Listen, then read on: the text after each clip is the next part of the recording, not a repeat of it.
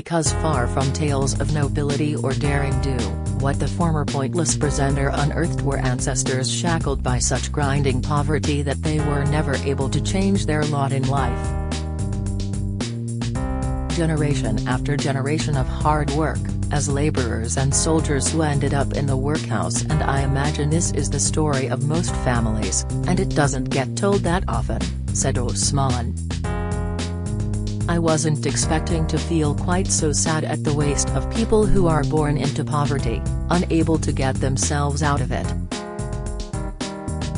On screen he becomes emotional when he remembers his beloved grandfather, Fred, whom Osman called his perfect male role model growing up in the absence of a father, celebrating his graduation from Cambridge University. My granddad got into grammar school but he couldn't take the place because they had no money, so he left school at 14 and joined the army, said Osman. He would have loved to study, he knew the route out of poverty was education. I'm grateful that I'm at the end of that line, but it's just made me really look at the world around us differently.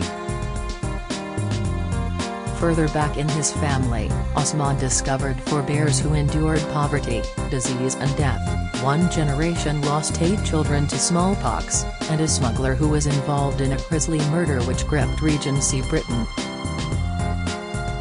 The contrast could not be greater between them and their descendant, the TV star turned author, all 6 feet 7 inches of him, who is riding high after his debut novel, The Thursday Murder Club, sold more than 1 million copies. Steven Spielberg has bought the film rights to it. The follow-up, The Man Who Died Twice, was one of the fastest-selling novels since records began, and stats-wise Osman is now up there with Dan Brown and J.K. Rowling.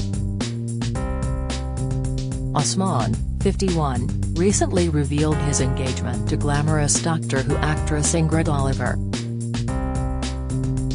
The pair were friends until last summer when romance blossomed and Oliver, 44, moved into Osman's newly renovated home in Chiswick, southwest London, in October.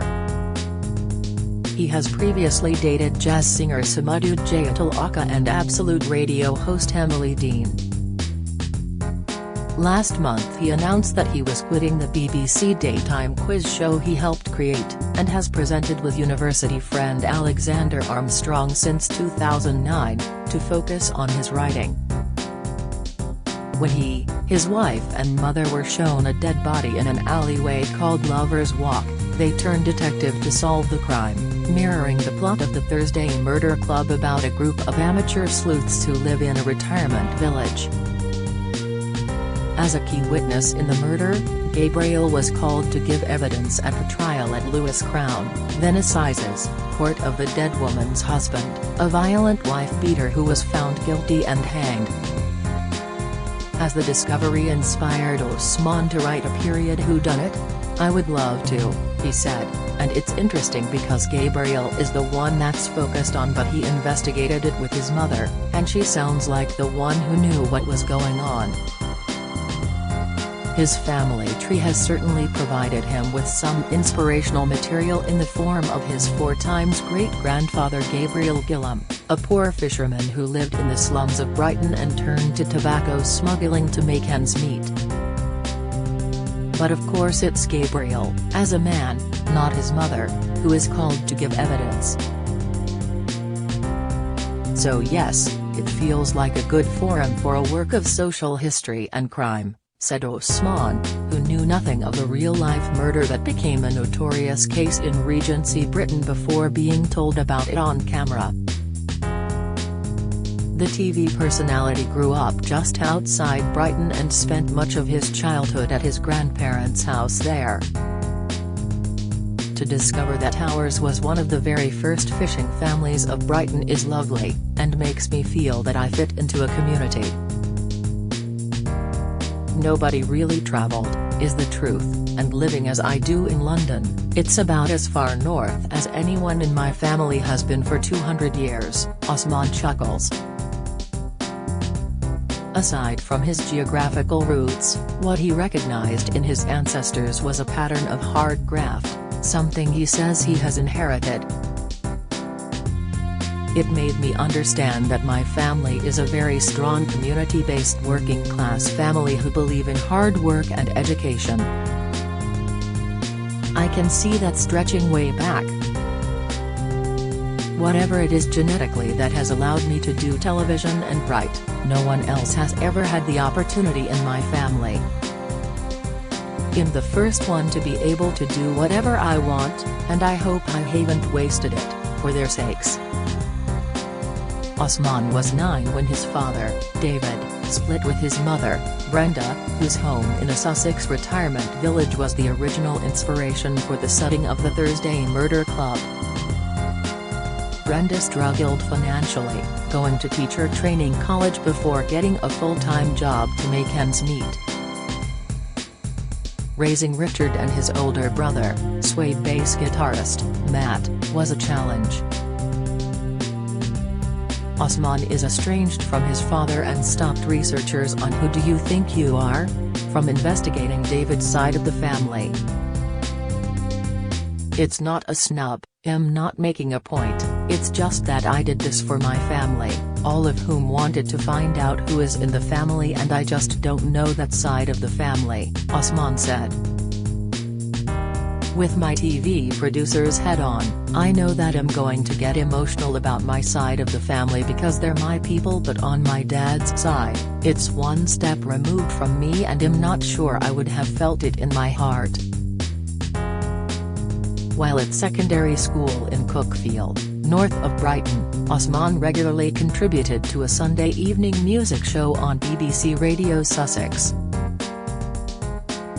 In 1992, he graduated with a degree in politics and sociology from Trinity College, Cambridge, where he met Alexander Armstrong, who read English. Osman began his broadcasting career producing game shows including Deal or No Deal and the Channel 4 comedy panel game 8 out of 10 Cats. He was the creative director at TV company Endemol UK, and his other credits include Whose Line Is It Anyway?, Total Wipeout and the game show 24-Hour Quiz. In 1999, Osman created and wrote the Channel 4 sitcom Boys Unlimited with David Walliams and Matt Lucas. He said the will to win that attracted him to game shows was honed by childhood contests with his granddad, who made up games to entertain the family.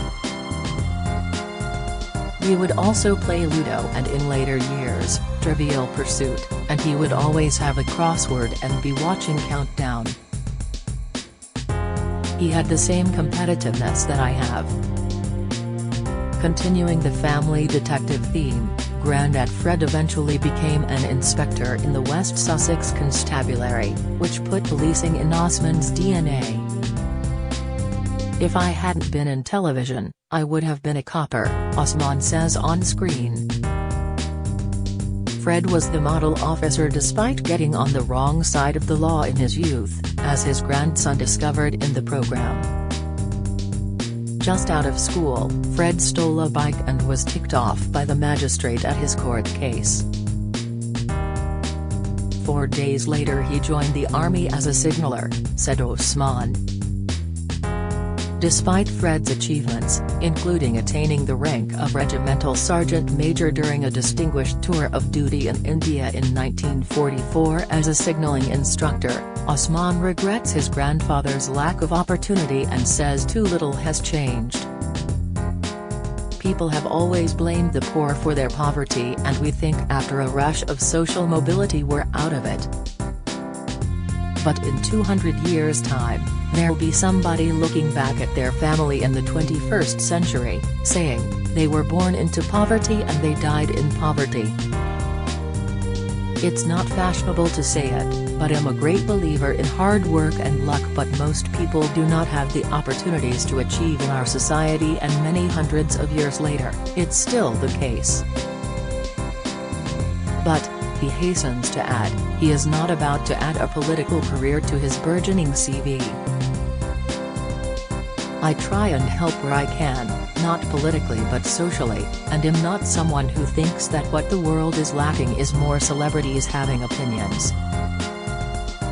Change takes effort and work and doing things rather than giving your opinion, he said, hinting later that he is planning some sort of charitable effort but won't be drawn on specifics. Osman will continue to host the celebrity version of Pointless, with a rotating cast of TV personalities taking his chair on the regular shows, and his BBC Two show Richard Osman's House of Games, but his future focus will switch to the written word, and enjoying family life. I want to build up a body of work. I want my children to be happy, said Osman of daughter Ruby, 23, and son Sunny, 21, his children from a marriage that ended in divorce in 2007. I want to make a difference and help people, and I want to enjoy life.